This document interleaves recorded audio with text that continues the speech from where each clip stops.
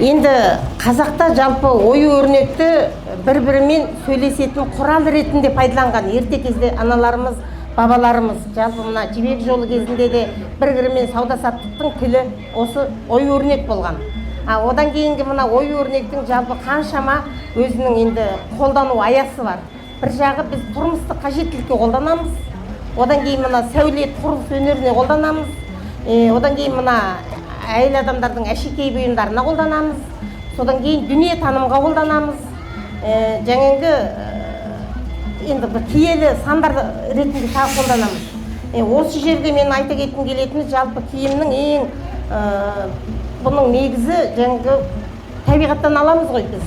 Малдың қошқар мүйіз, ай мүйіз дейміз, жаңағы сыңар мүйіз. Осының барлығы неге десе, ол бір жағынан байлықтың, бірліктің, жаңағы енді береке бірліктің символы ретінде қолданады. Енді осыдан ары қарай ою деген ол адамның қиял әлемінен туады. Мысалы мен кімге бір нәрсе жазсам, менің сол кісіге деген махаббатым.